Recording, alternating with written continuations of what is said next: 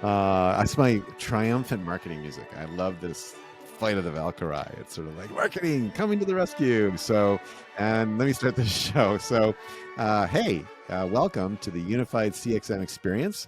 And I am your host, Grad Kahn, CXO, or Chief Experience Officer at Sprinklr. And today I have a very special guest, Yoli Chisholm. She is the CMO at Venn, which is a New York City-based software company. And what they do is they secure SaaS apps and data for remote workers. So it's unfortunate, Yoli, that there aren't that many SaaS applications out there, and there aren't that many remote workers these Yeah, days. So it must be a everybody's really in the tough office. time at It's a Venn. tough marketing for me. Oh man! So welcome to the show, and Thank you. so I actually wouldn't mind hearing a little bit about Venn. So let's take a couple minutes to do that, and then I'll frame up the show. Just so we'll do that, and then what we want to do is this is part of our series on how to write a marketing plan. And so we've been talking about the zero moment of truth, first moment of truth, and second moment of truth. And just as a quick reminder to people who may or may not have heard all those episodes, the zero moment of truth is when you research a product online. The first moment of truth is when you make that decision to buy, in the aisle of the store. Obviously, in many cases, not in an actual store, but you're making that buying decision. And then the second moment of truth is when you use the product and have an impression of what the product does, and in particular, how that product performs versus what other people said about it and what the product said about itself. So there needs to be a lack of hypocrisy through that line. So what we're going to talk about today is Yoli and I are going to talk about the review sites that are particularly important in B2B software, but obviously review sites are a really big deal in B2C as well. So we'll talk about review sites and how they apply to the zero moment of truth in that journey. But anyway, so that's kind of where we're going. But first, tell me about Venn. And I know you've been keeping me up to date, but I feel like we haven't talked about it in a few months. So how's Yeah, it going and what's going on? And, what's the sort of the scoop on Venn these days? sure. So Venn really takes, you know, is really trying to support organizations in this huge moment of truth that they've had most recently, accelerating a digitalization of the digital transformation of in the workplace and people working remotely and organizations having to think about how they secure their data and access to SaaS apps as employees work from home. And so that's what Venn does is we've invented some technology called Local Zone that creates a secure perimeter around work apps and work activity, regardless of what device an organization has enabled for their employees. So whether it's a managed device or whether it's a BYOD device, and regardless of wherever they're working from. And we are an alternative to VDI. In that respect, we enable the employee to work with their apps locally. The way the apps are sort of natively, um, you know, that's the way they're used to working, as opposed to having to drive employees to the cloud, creating a really sort of less than optimal work So experience. Yeah, So I think so in contrast to Citrix, where the entire desktop is virtual and it can be a correct. real lag, and you click and sometimes it doesn't happen right away because it's back and forth. What you're saying is that you've got the performance of a locally installed application, but the Correct. security of everything secured in the cloud. Absolutely. As secure It's very cool. as Citrix and the Very neat. like. Well, that's awesome. Well, Yeah, it's been congratulations. That's fun. great. Thank And you. you had a big launch back in the fall, I think, right? Well, we're still in private beta, but we did rebrand and launched under Venn. We believe in the intersection of work and life, and as we're seeing, a lot of employees have. Oh, So the Venn okay. diagram is really I like that. brings that Okay. to life, as most people are using one device, and there's a lot of personal activity that's happening on that same device as well as work device. And so we just Wow. enable people to secure that work side of the business as without sort of infringing on the privacy of the employee on their private Wow. activities. That is Yeah. cool. I didn't know that was the origin of the name, but it's brilliant. Huh. Love that. Okay, great. All right, so let's go to marketing plans. So you Okay. and I have written a lot of marketing plans. How long have we known each other? Since 2004, maybe? Yeah, it's going 12, 13, 14 years. Yeah, more than 14 years.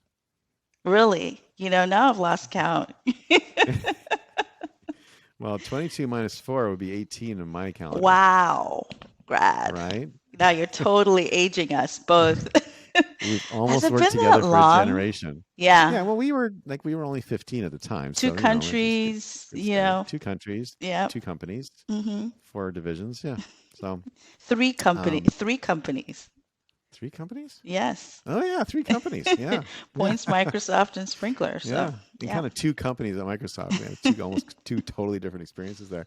Yeah, it's been amazing. So one thing that you educated me on, and it's been highly transformative for me as a marketer, is you really kind of opened my eyes to how much of the journey starts with review sites. And you've been on the Bazaar Voice and review site bandwagon for a long, long, long time. And so we're talking in B2B about G2 Crowd, Trust Radius, Capterra, Gartner Peer Insights, and there's a bunch of others, and they all tend to model their business on being amazing at SEO. So they always show up first in results, Yeah. and then kind of convert from there. And then on review sites, you just imagine Walmart and Amazon and all the different review sites that are out there, and Yelp and all that kind of stuff. And so what you did, I think part of my blind spot on this was so many years at Microsoft, we didn't need to care. Maybe I'm not saying this is the right approach. Okay, Right.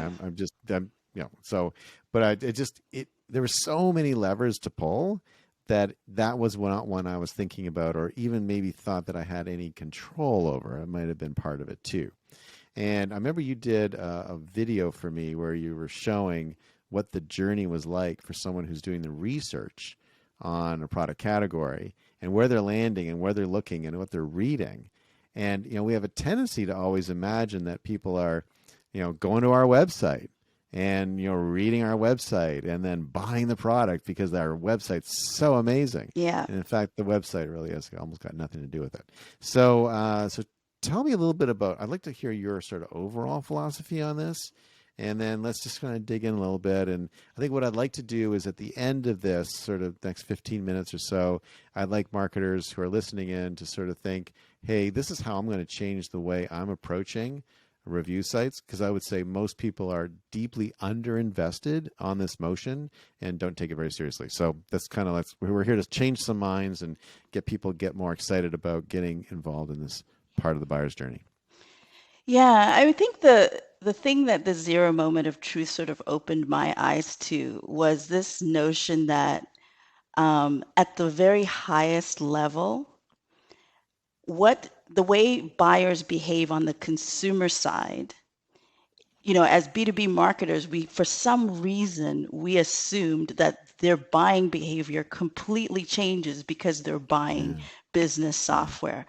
You wouldn't buy a camera, you wouldn't go to a restaurant, you wouldn't, maybe even go to a movie without reading the reviews. You wouldn't hire a plumber without reading the reviews. That right, same person that's been tasked with finding a VDI solution or a social media management solution, that's the same person that has the same behavior.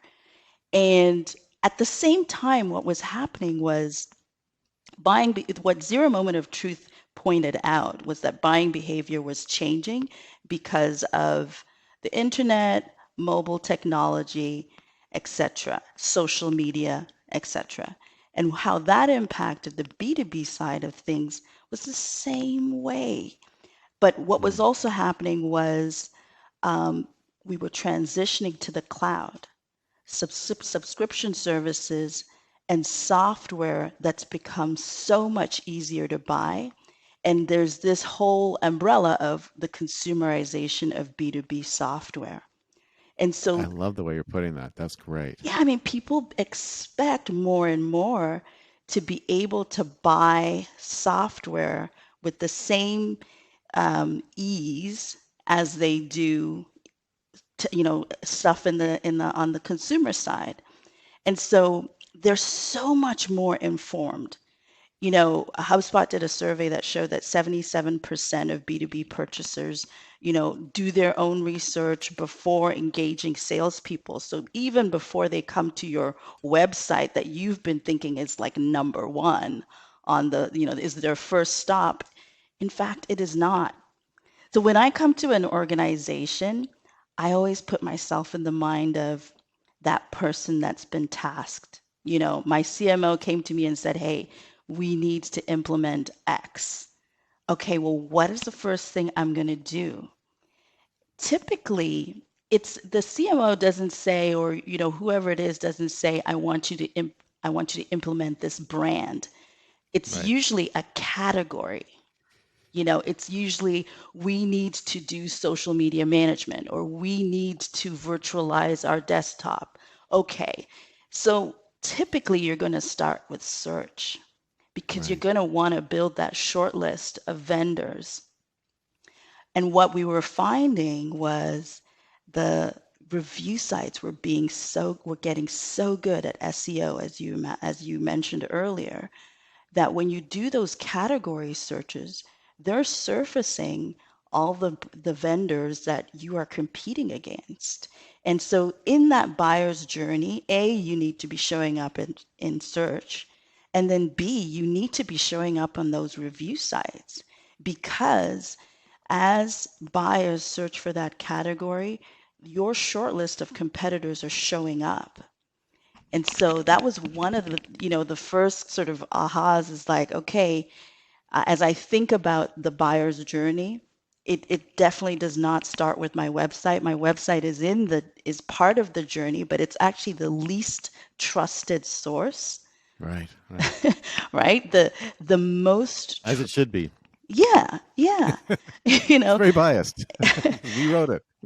absolutely. And I like to think about the review sites as sort of the digitization of word of mouth.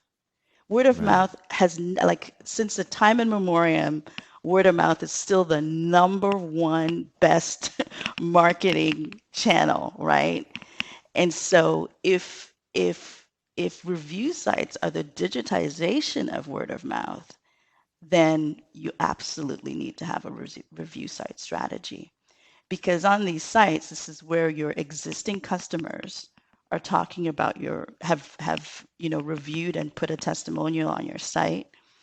Um, the other factor that's impacting the importance, I believe, of review sites is that the the buying cycle is actually shrinking Oh, because of interesting. yeah, because of this consumerization. And I come from enterprise software, and we've always talked about the long buy, the buyer, how long the buyer cycle is. But Right. what's Right. happening is G2 actually just did a survey that showed that 50% of buyers, software buyers, are purchasing using credit cards.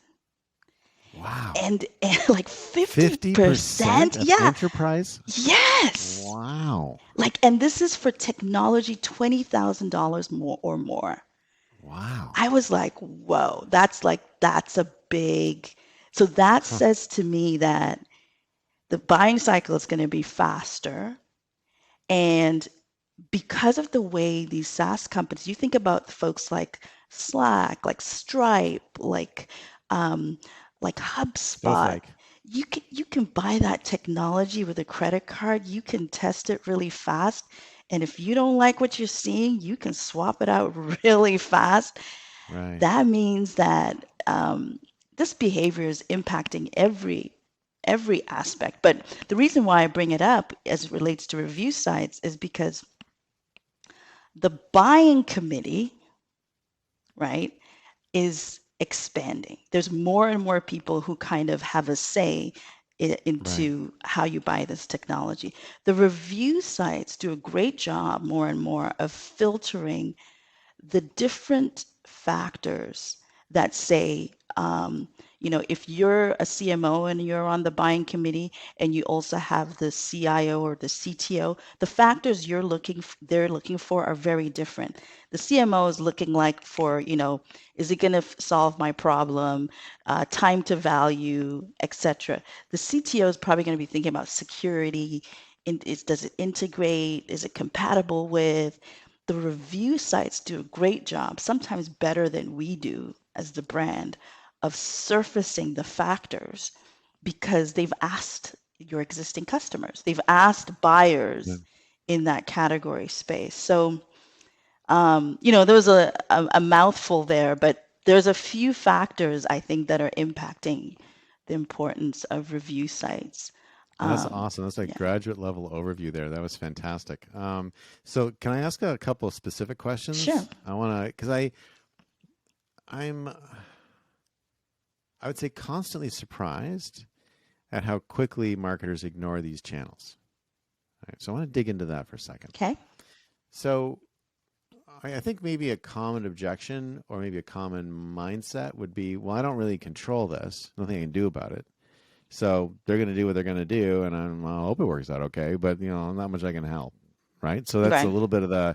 It's like, yeah, that's all. I get that that's all going on, but I can control the ad I write, or I can control the search engine marketing that I'm doing, or I can control SEO on my website. That's what I'm going to spend my time on that, and like that thing over there, that review site thing, I'm just going to let that engine run on its own. And ideally, if I've got a good product, which I'm a marketer, I don't make the product, but if I've got a good product, that'll be okay. And if I don't have a good product, then not much I can do about it. So, talk a little bit to that sort of maybe mindset of helplessness Yeah. around review sites, okay, and then talk a little bit about why you would actually be spending money with G2 Crowd or Trust Radius, for example, and how you'd spend that money. Like why, I think the people were shocked at the size of my line item based on sort of your recommendation when we started at Sprinkler and how much money we put into those. So talk a little bit about that and just get people thinking maybe a bit differently. They don't think of these as free.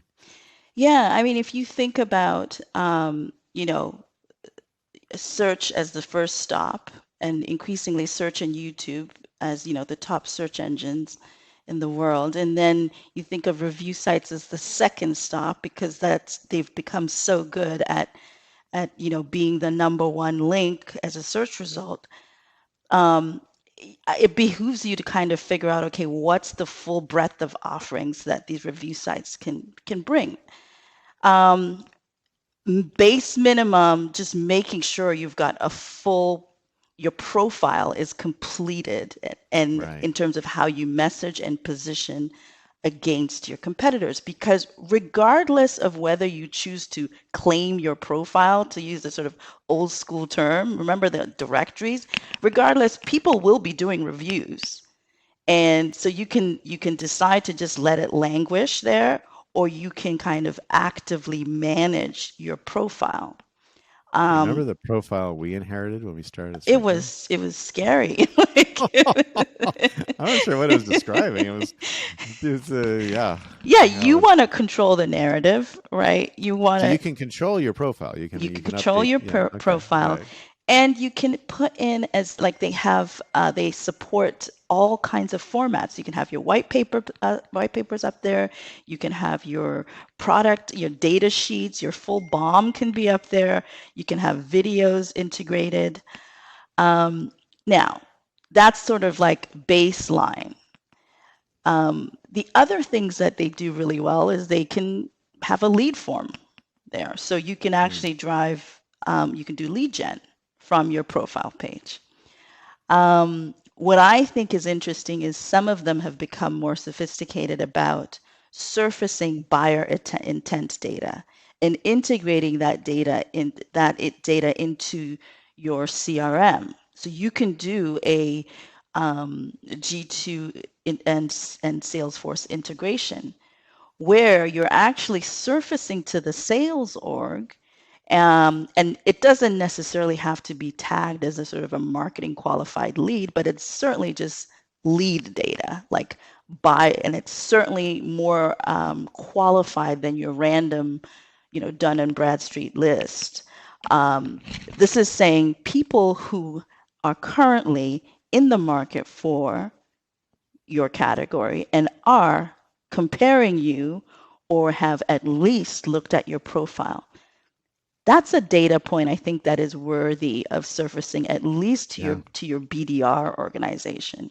Right. Right. Because what likely happens is, and as you build your omni-channel strategy, you'll notice that when you go to market with your advertising and, other activities, your review site traffic also goes up. So it can also be a measure of how you're doing with your driving brand awareness, etc. Right. Right. But yeah, I think increasingly these sites, if you are a sophisticated organization that knows what to do with buyer intent data, that's how you want to. That's one of those sources that you want to include in your arsenal. What else can you do with them? What else? I mean, Yeah, I mean, there's a little bit of an art around getting reviews, right? Let's talk about that a 100%. bit. Yeah, So so I've got a cautionary tale there as well. So let's go. You know, so we'll the change the names of the people that protect the innocent. Let's go into this one a little bit because I yeah, think this is like something people don't understand at all. the review sites themselves do enable you to um, basically do campaigns to your existing customer base and automate that whole process to actually acquire reviews. And you So, can choose the customers, so you can yes, make sure yes. happy customers are getting requests for Yeah, you don't want reviews. to just do your entire database. You want to work with your customer success team, surface your happy customers, Yeah, right? now it's Sprinkler. It's Sprinkler. All of our customers are happy, so we don't have this problem. But I could imagine that there might be a company out there that might have some unhappy customers, You so make know, sure you don't send it to them. Got maybe it. you So want to start with customers that just renewed. yes, right. Yeah, That's a great great idea. Right. segment.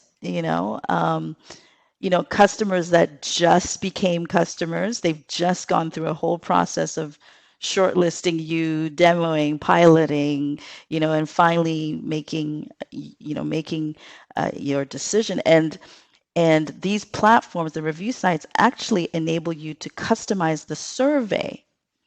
Um, and they can also be a great data source. I'm trying to remember the piece of data that we got from one of them that was super sweet.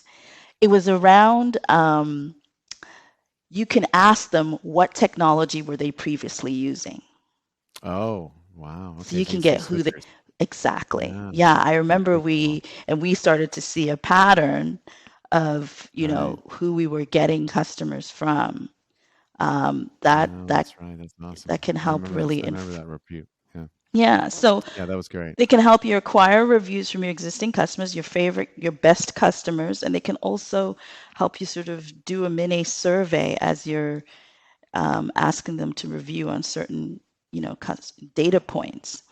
So Now there it's can be some pitfalls with this approach. mm-hmm. So, do you want me to sort of start Sure, and then sure. you can add in? Okay. So, I'd say that there's one pitfall, which is that one of the ways that they encourage survey responses, because they do want rich, detailed survey, is they'll offer, say, a $20 Yeah. Starbucks card or something like that.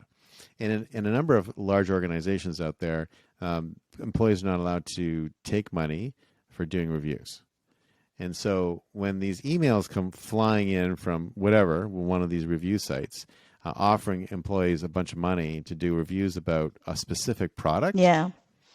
okay, because it's not just go and do a review of anything. It's like, hey, we'll use Sprinkler as an example. Sprinkler would like you to do a review and we'll give you a $20 Starbucks gift card to do a review on this site.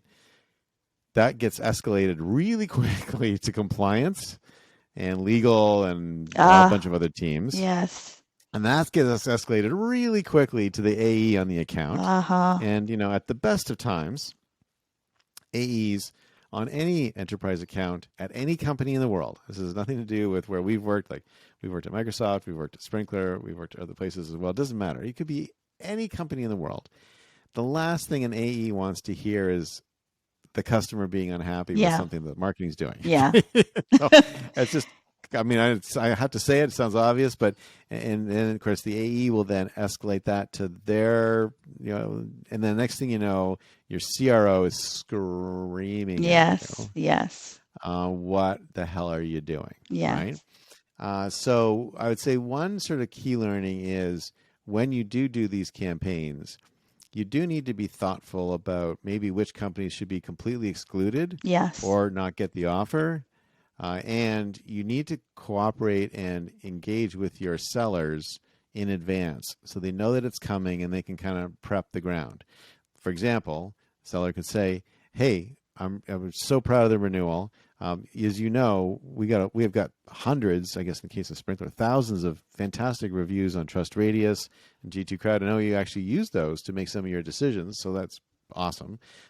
Would you mind doing that?" And they're Yeah. like, "Yeah, no problem." And say, "Okay, well, you'll probably get an email from Trust Radius in the next few days. Would love if you could fill it out." That is a much better way of doing it versus marketing kind of like automagically on its own, Yeah. blasting these things in and salespeople being surprised by it. That was a big learning that I may have had. So the other thing I think is this whole thing about paying people, and some companies Yeah. get super salty about that, right? That's like puts people I'm on edge not really I'm quickly. not a huge fan of them. I usually, using sort of the Amazon gift card or whatever has been just it's kind of like a lazy marketer's tactic, Yeah. myself included, because it's so easy to sort of execute. But I think about incentives. What has worked well, if you think about the folks like Dropbox, when you think about like referral marketing and getting testimonials, asking a customer to do anything, usually if the incentive is something to do with the product, or like maybe it's you'll Oh get yeah, more of the, yeah, right, or early access, or super come hard see to our roadmap execute, but review or something. yeah, Yeah, but it's much better. It's I much agree with better. you, and that's a great comment. Yeah, and failing that, it's then, working with customer success to like segment the database and look for folks that just renewed or just purchased or super happy, folks that we would put on a panel or, invite to our events to speak. Like we know who the happy customers are. So what else can you do with these types of sites? Well, I think really, it does improve your SEO ranking. The better like the more thoughtful you are about your profile on these sites, and what content you have on these sites. Um, I think I think you've just got to you got to figure out which ones you want to kind of do a deep dive with, because Right. it's quite a crowded space. Yes. Um, so there's the Capteras, Trust Radius, Trust Pilot, G2, Alternative 2. Like there's a lot of them. Your insights. Yeah. Yeah, and Yeah. so I would prioritize, one or two, and Right. kind of go deep with Well, the them. other thing, the other thing is I I noticed early on was that they didn't necessarily have us in all the correct categories. Yes. So we were sometimes not in a category we belonged in. Sometimes we'd be in categories that we shouldn't be in because we were never going to win there. So get out of there because that's so you can actually choose which categories you're being placed into, and then be able to manage your reputation more Yeah. overtly that way. And maybe even, maybe you have a product that you're trying to drive more of. Like I think, if I recall correctly, in the case of Sprinkler, you were trying to drive more care, Right. versus, what you traditionally gone to market with. And so you can sort of emphasize that category and focus on that category. Um, they also surface data, by segment, like segments, so SMB, small, medium, or enterprise, and you can figure out which segment you want to focus on. Um, Oh, smart. I like that. yeah. Cool. Well, Yoli, this has been awesome. I know you got a hard stop, so I want to make sure that we make that happen. But this has been great. And Thank you. hopefully that people listening in will be like, boy, I'm really not thinking about this enough. And we'll sort of dig into it. And, I would start personally with G2. That's kind of a good place to start. They're sort of the giant in the space. And I'd sort of fully explore your G2 opportunities and then move on probably to Trust Radius or Pure Insights and then go from there. Okay, so anything else you want to add before we wrap this? No, I think just remember that a B2B buyer is a consumer. And That's a so, great, the consumerization of B2B. yeah. That's a great phrase. I love it. Well, Yoli, thank Thanks you for having as me. always so much for the Unified CXM experience. I'm Grad Khan, CXO at Sprinkler, and we'll see you next time.